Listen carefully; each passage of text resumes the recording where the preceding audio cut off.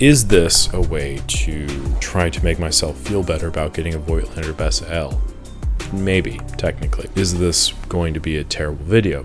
Without a doubt. Yesterday was Labor Day, so kind of took a day off, and here we are today. As you also may know, the world of film photography is about as stagnant as a bog. So we don't really have too much news other than Harman posting another picture, leading me to believe and leading others to believe instead of 110 film, like we were all hoping for, they're actually planning on releasing Harman Phoenix in 120. That's great, I suppose. I need my tinfoil again, but I still feel kind of skeptical as to whether that was their plan initially, or if it's to increase sales and hopefully push them past whatever finish line they may or may not have. I also saw an interesting comment. Somebody was discussing the fact that 35mm may not have been selling as much or as well as they were hoping, so cutting bigger sheets of it means they don't have to sell as much 35 because it's a little bit bigger. Also got another comment from somebody who really came out and supported them by buying 24 rolls when it came out, and I believe in the comment he shot like 2 or 3 and then wasn't really a fan of it and moved on. I now feel kind of silly for saying that I supported them when I only bought 2 rolls of film, but regardless. I did read the Carmencita Lab post about Harman Phoenix and how to achieve greater results and the kind of difference in between the two different scanners that you could possibly use. I linked that in that video. I'll link it as well in this video, so if you want to check that out. I'm going to try to employ some of those concepts into the roll that I shoot to hopefully achieve the best results possible, and then give the film an honest and fair shake, because I did shoot with it in like December and the results were not my favorite. And I made no bones about that, but I think it's only fair to give it another go, and then maybe the 120 will be everything that we're hoping for and more. Got another topic for today, but before we get into that, I want to give it a quick shout out to the members of the channel. I have to move over pretty far to make room for all of them. Their lovely names are right here. If you join the channel, you get exclusive access to some videos, early access to other videos, this really wonderfully planned shout out at the beginning of weekly update videos, and other perks that I'm kind of drumming up. So make sure to join the channel if you want to support me. That'd be fantastic. Or if you just want to support the channel by subscribing and liking the video, that also helps out as well. Again, shout out to the members. Appreciate you guys as always. Now back to the video, to the topic today. We are going to be discussing something that I've brought up a few times now, kind of alluded to maybe, and that is the Cosina CT1 story. This to me is very compelling because one of those history repeats itself, or history doesn't repeat itself but it sounds the same kind of situation, wherein there was a company, Cosina, who produced a chassis that then was used by other companies to slap their name and lens mount on, and then was resold as these cameras. Notable examples of this is the Nikon FM10, the Canon T60, the Olympus OM2000. Interestingly enough, all of these came out around the late 90s, 1999-esque time. Kind of served as the last iteration of manual focus, manual advanced 35mm cameras for a lot of those companies, notably Canon, whose second to last camera I covered in another video, the Canon T90. The Canon T60 came after that and had a lot fewer features, but due to its more mechanical base and very, very simplistic design, it's a much more reliable, robust system and has stood the test of time, whereas a lot of Canon T90s do have issues. So why am I talking about this? Because it's Tuesday and I've got nothing better to do. But I also have this, which is a Voigtlander Bessa L. Now, Cosina had semi-acquired rights to Voigtlander in that 1999 period, and this was the first camera they released. And this also kind of utilizes that chassis, except for a few notable differences. One, there's no mirror box at all. So this isn't really a SLR, not a rangefinder, because there's no viewfinder. It's basically just the husk of a camera. And it's probably the cheapest camera I think that's ever been made, just by virtue of the fact that there is really nothing going on to it. And Cosina already had the model because I believe the CT1 was released like 20 years previously in 1979. And if you are curious what other cameras utilize the Cosina CT1 chassis, there is a list online. Now, I don't think this is the complete list or anything of that sort. It is a list, so we'll go through that now. It's kind of long.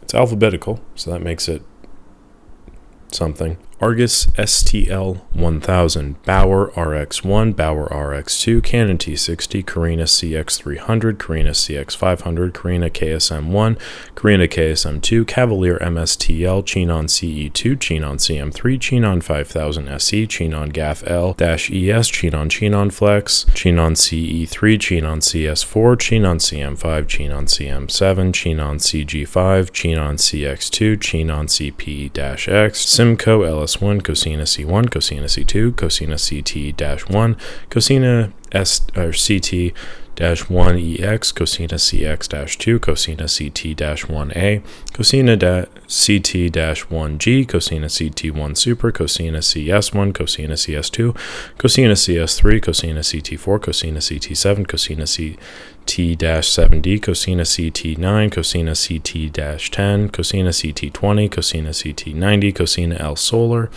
Cosina Highlight HDL, Cosina Highlight EC, Cosina Highlight 405, Elicar MN-1, Exacta Twin TL, Exacta HS2, Exacta HS4, Exacta HS3, Exacta HS10, Exacta HS40, Exacta KE5, Hacking HG1, Hacking HG2, Hanimax DR-1, Kenlock KG1, Miranda MS1, Nikon XF, Nikon FM10, Nikon FE10, Olympus OM2000, Panagore CT1X, Panagore CT90, Pentax P330T, Petri GX1, Petri GX2, Petri GX3, Petri GX4, Petri MF2, Petri MF3, Petri MF4, Petri MF101, Petri MF102, Petri MF103, Petri MF104, Princeflex Super TTL, Quantaray R400, Quantaray RZ800, Quantaray DZRZ, Ricoh XR1, Ricoh KR5, Ricoh KR500, Ricoh KR5 Super 2, Ricoh Singlex TLS, Ricoh KR10 Super, Sears SL2, Sears TLS, Cymex SV7, Cymex SV9, Solagore SC1, Topcon AM1, Vivitar 220 SL, Vivitar 420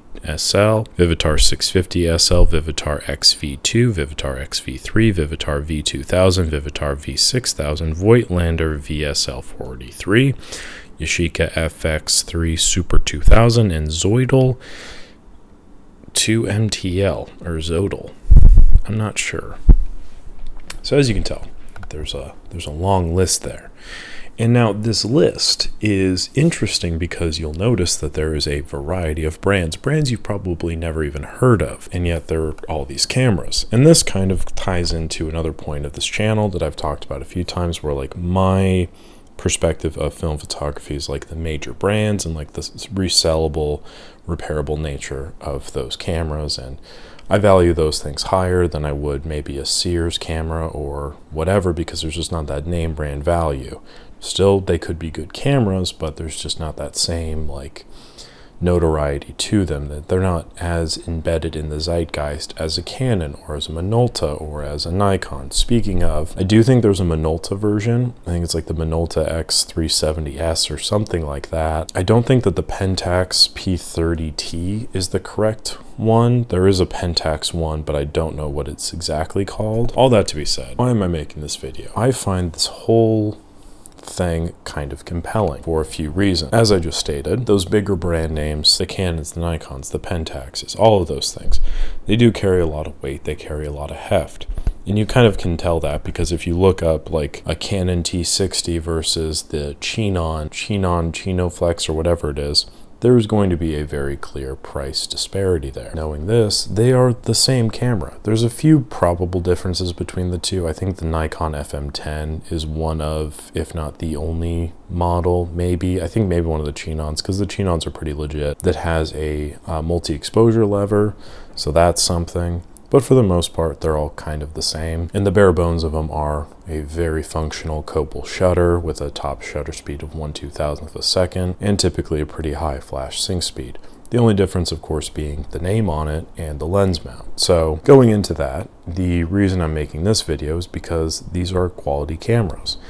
And unlike what's happening currently with everyone just slapping their name on the reusable disposable, this is something that everyone kind of slapped their name on, but actually offers a lot of usability and kind of fills the market in terms of a lot of companies at that time were kind of moving on to the autofocus systems, the auto systems in general. And this is a affordable and reliable mechanical and manual system for that entry-level photographer. And I think that's great. Why can't we just make these again? Genuine question. I don't really know. I don't know what the law is. I don't know what the disputes are. I don't know what the rights are. All of that kind of beyond me, I'll be completely honest. But my best guess is for the amount of money that a Kodak or an Ilford or an Agfa or any of those other ones that have their name slapped on the 35mm reusable disposable ones, that's probably infinitely more cheaper than trying to figure out how to make these cameras work. And on top of that, I think that a lot of the companies that are still around, whether that's the Canon, the Nikons, Pentax, I guess Olympus is maybe still around, Minolta is maybe still around, maybe not, who knows. All those companies probably and definitely make a lot more money developing and refining their digital camera lines. So what is the point in taking this leap, trying to make a third-party system work when from their perspective there might not be a market for it? So in spite of my continued dislike of the Pentax 17 system and kind of how that has divided the market in a very strange place, hopefully it does return on its investment enough to show that there is a reliable source of income from the film photography community. But if that doesn't happen, these cameras for the most part are still out there and they are not very expensive, which is great. Canon T60s for a while were kind of pricey, and then a few years ago the Nikon FM10s were kind of exorbitant, and they were really highly sought after because they were very cool mechanical cameras with the Nikon F mount, 1/2000th of a second shutter speed, fully mechanical. Somewhere along the way, news broke that it's literally just a Cosina camera with Nikon badge on it and a double exposure lever. And then I think that kind of dropped the price a little bit more. The issue with them though, and even the issue with this Bessa L that I'm noticing, is it has the same kind of like plated plastic that if you breathe on it incorrectly, there will be signs of scratching and etching. They're not the most durable of systems ever, but they're incredibly affordable for the most part. I think the Nikon FM10s are going for like in the $150 range thereabouts. Sometimes even with a lens, it's usually like a 35 to 70 zoom lens with a 3.5 to 5.6 aperture. Point of this, generally speaking, is these are underrated film cameras. There's a lot of stuff out there that even I, who week in and week out try to dredge up from the depths these forgotten cameras and show them to you. Looky here. Don't get a Canon AE1 for $500. Buy one of these instead. They're the same thing and cheaper and more reliable and better. Even I've not talked about a lot of these yet. When was the last time I talked about an Argus that I wasn't trying to make fun of it? Like, I don't talk about Topcons. There's a lot of good Topcon cameras out there, allegedly. This is just unexplored areas of the web. A lot of what I talk about is kind of dictated by the algorithm here because, you know, I'm just trying to make it famous. I felt like this was worthwhile to talk about because in the vein of my hesitation to jump on board the new film camera trends, because I feel like it's cheap and derivative towards the overall integrity of film photography, I feel like it's only fair that I mention something like this, which I don't necessarily view in the same light, even though it's effectively achieving the same goal, which is affordability for the manufacturer and pulling the wool over the eyes of the consumer. I think that ultimately in the end, we kind of won out because now we have access to all of these similar systems for much less than usual, I suppose. Is this a way to try to make myself feel better about getting a Voigtlander Bessa L? Maybe, technically. Is this going to be a terrible video? Without a doubt. But I did feel like it was important to share, and I will leave resources in the description below, which is going to be the list of all of these cameras if you want to review it yourself. I don't really speak to how complete it is, so if you can think of any other options, throw those down below. If anyone remembers what the name of the Minolta and the Pentax one is, if I don't think about it and put it right here, please feel free to share that in the comments below as well. I am going to do a video, like a full video on the Voigtlander Bessa L. I'll work on my hip shooting here, and I'm looking forward to that. But in that video, I'll probably talk more about this. I'll look more into it at the time being, because this is kind of a last minute video, so I probably got some, if not all of the information incorrect. But if there's anything that you know that you think I should know, please again, share that in the comments. Like the video if you enjoyed it, subscribe to the channel if you want to check out more of my stuff. Join the channel if you want to support me and become one of the lovely names right here. I would greatly appreciate that, but even just liking the video and subscribing also helps. I think that's going to do it for today. I'll catch you again next week, regular scheduled time on Monday. I'll have hopefully some news for the channel and news for other things moving forward to discuss then. So it should be a great time. Yeah, I guess I'll catch you on the next one. I've got other stuff this week, so I'm going to get to work there. I'm going to get more coffee because my brain is just completely shutting down. So thank you again for watching, and I'll catch you on the next one. Oh, also real quick, don't buy film from Walgreens. They raised the price of Ultramax, and it is an absurd price. Uncool.